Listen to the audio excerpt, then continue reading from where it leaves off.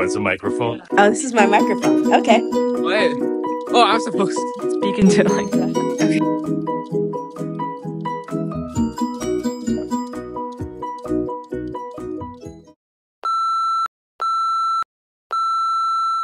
Hi, I'm Shantae Carvalho. My name is David Flores. My name is Michael I'm Benji Cho. My name is Peter Pate. My name is Monha Hawk. My name is Kimberly Bayan Verlat. I'm Harry Yu.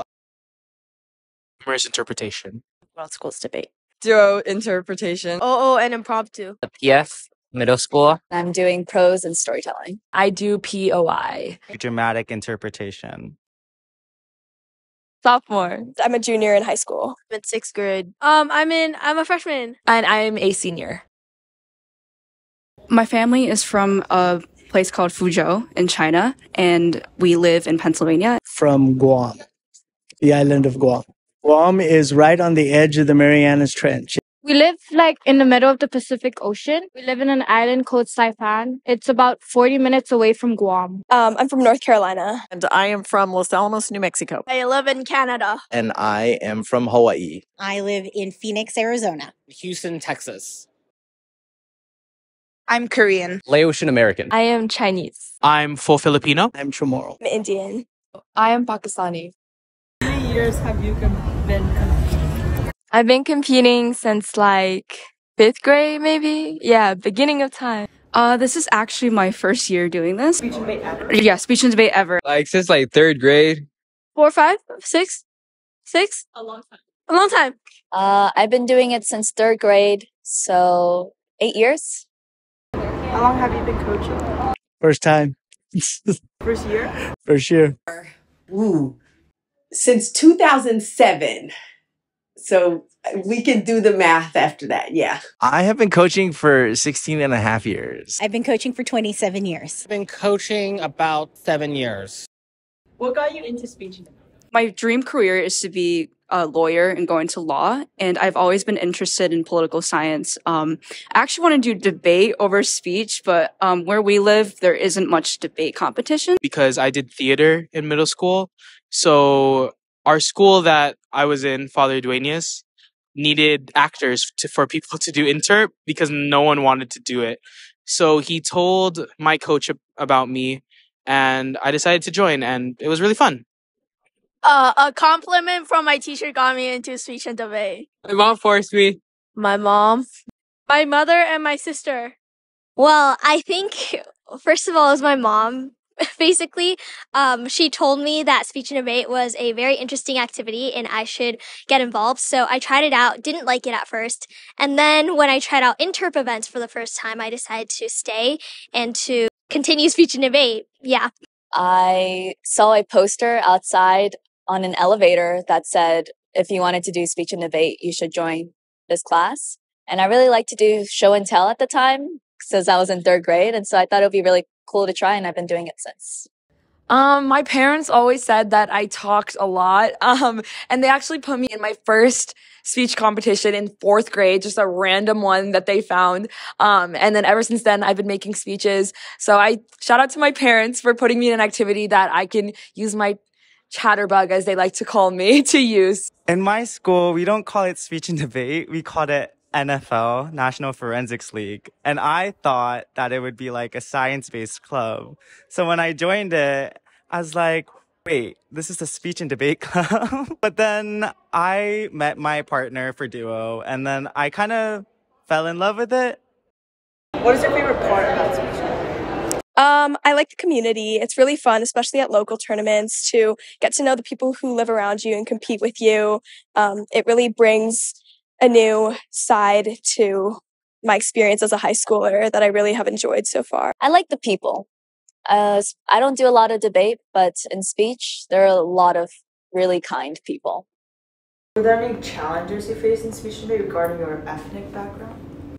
I think perceptually, I look younger and less dominant in rounds, especially in worlds where I think a lot of it is about perception and not that much about the flow. I walk into round and I'm generally the shortest person there. I also look pretty young. Well, not to go into too much detail, but last year I had prose and my piece was about Asian Americans and like the things they deal with. And I faced some prejudice with the judges, in my opinion. I think I did, yeah. In our local competitions, speech and debate is like not many of the indigenous join this event, and so like we're a minority in this competition. Oh, for sure. Yeah, so obviously I do wear the hijab. In the past, I had a coach who didn't really support me too much when I was like in the 9th grade. I was in a different school. So I felt really demotivated just because I didn't feel very supported there. And a lot of my other teammates were supported. So I kind of had to find my own story and stick to it. And I think that's the biggest thing that I learned, was to not let other people kind of control your identity, because that's who you are. You can't change it. So be proud of it. For us, we actually come from we go to Solon, which is near Cleveland, and it's actually a really diverse community, especially in speech and debate. We didn't experience probably as much difficulties as probably some other groups. Well, it doesn't really affect the relationship between other competitors because, well, like, it's mostly like people just don't care about like racial or identity factors. They mostly just care about like the debate itself and like how it turns out. Have you done any pieces related to your identity? Yes, actually, my DI from last year, my dramatic interpretation, was called 茉莉花, which is focused on a woman, an immigrant who was traveling from China to the Americas, and basically it talked about her entire journey, and I had to act out the entire thing. So since I do dramatic interpretation, I think it's hard sometimes if I do a speech relating to my ethnicity. It's hard for other judges to relate if they don't really understand like some of the references or struggles that are mentioned in the speech. My duo is an Indian take on Romeo and Juliet. And then my original spoken word poetry tomorrow is about mental health for Asian Americans. My OO speech, it was about like name discrimination and how like Asian Americans don't get jobs because of their names. Have you seen any pieces with Asian American Pacific Islander identity? I've seen a pretty decent number of them. I've seen a few. I have. Yes. What do you think about? I always love when students are able to do pieces that represent who they are. And I think that those are actually the best pieces. I have seen some pieces that relate to Asian American identity, but they're not very common. I actually think they're pretty cool because it's something that I don't have a lot of experience with. And so it's interesting to me to hear that perspective. Whew. Like there's a lot to unpack there.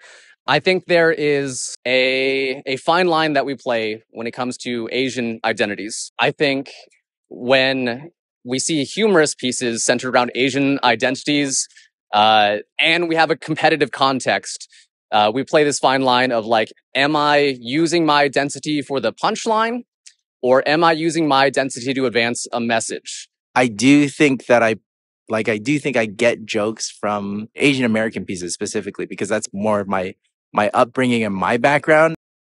How do you think being bilingual is an advantage in speech and debate? I mean, I would say just gives you like more perspective. Like we had a speech today where someone was talking about like the roots of South Asian languages, and I feel like I could connect with them more. But also I feel like understanding 2 languages like gives you some like advantage in the terms of like the way you present yourself in English. Oh, I think anyone who speaks multiple languages, I think it's a superpower. So I think it's an advantage in life, but I think it's definitely an advantage in speech and debate. And I wish more students utilized it in their speeches.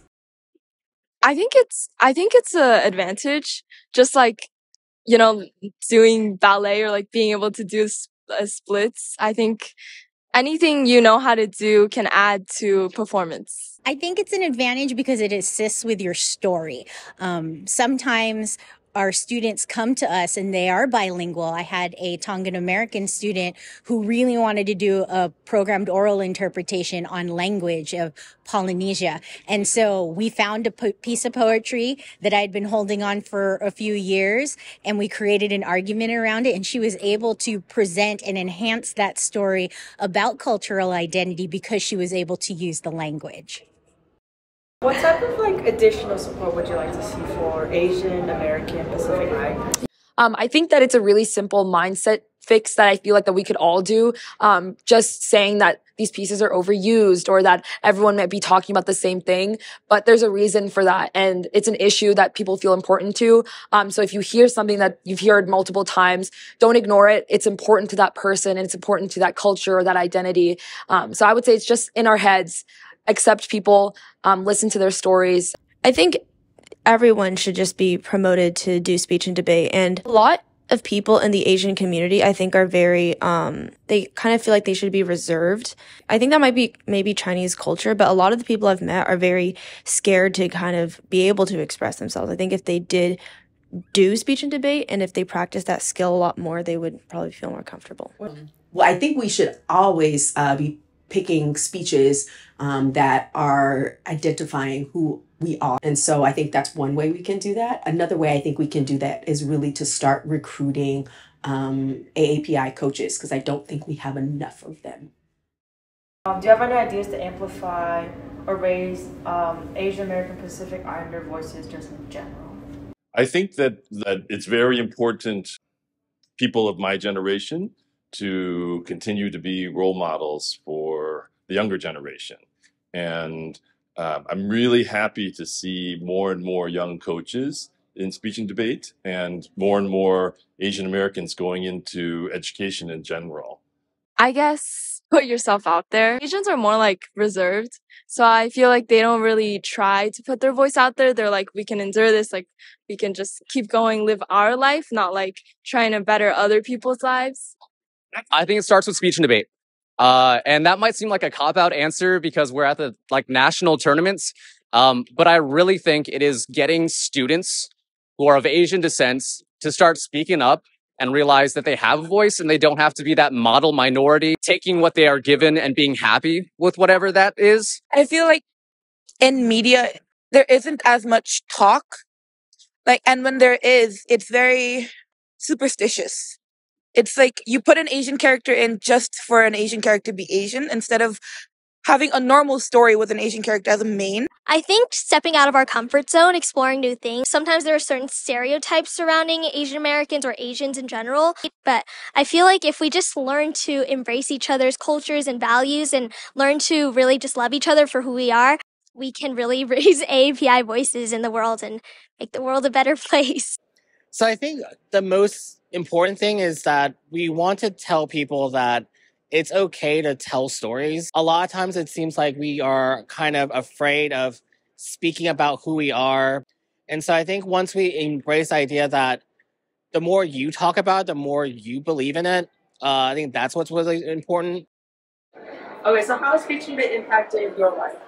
It helps me understand the U.S. system better, and it just improves some skill sets. So speech and debate has impacted me in general like a lot. I've met most of my friends now because of speech and debate, and I was able to get close to a teacher that I could always go back to as like a mentor. It has made me a lot more comfortable doing things like this and speaking in front of not just students, but adults. And for me, that's an open house. It's helped me also to see some of these other cultures, other arenas, other areas, other things, even just like Phoenix, right? It's pretty life-changing for me. I am an extreme introvert. So in middle school in 8th grade, I didn't talk to anybody. I was like, I spoke maybe 5 words throughout the entire day and they were either yes or no. And it got so bad, I got called into the vice principal's office multiple times and they'd ask me if everything is okay at home.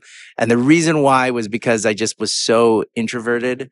I joined speech, debate, and drama, and that just like changed my life completely, which is why I coach now. I competed in speech when I was in high school. I had a really good speech coach who helped me to gain confidence and also speak more clearly and effectively. She was very exacting in her critique, even very small things like the sound of my S's. Well, it's been the biggest part of my life, the biggest thing I've been doing for 7 years, I guess. So I have like some of my closest friends in like South Texas or even in Minnesota, New York. So I feel like I've like been to all these places just because I know all these people. It's everything to me. I don't have the career that I have right now as a project manager in an industry that is predominantly white male. I don't have the confidence to walk into situations where maybe I'm not as prepared. It it saved my life. And in college, it really helped me because once I joined debate in college, I didn't want to drop out of college anymore. It helps me talk better, and based on the event, I'm more funnier. Yay! And oh wait, no, I'm not done. I'm not done. I bring trophies home. Thank you. Our communities. Thank you. Yeah. Thank you. You're very welcome. Thank you. Thank you.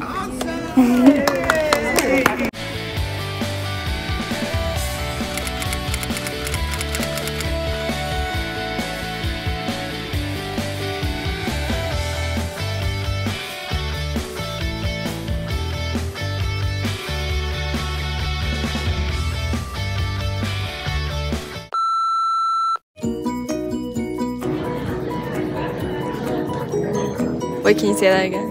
These are really hard questions. And I should have thought about this before you put me on camera. What's your ethnicity? AAPR. Wait, what? Oh, they want to exit, by the way. Just saying. Thank you. Grades? Well, they're pretty good. No, grades. Grades. What grade are you? Oh, when they say we win, we lose. Hi, I'm Yuika, and Wait, sorry, there's a car, guys. I apologize.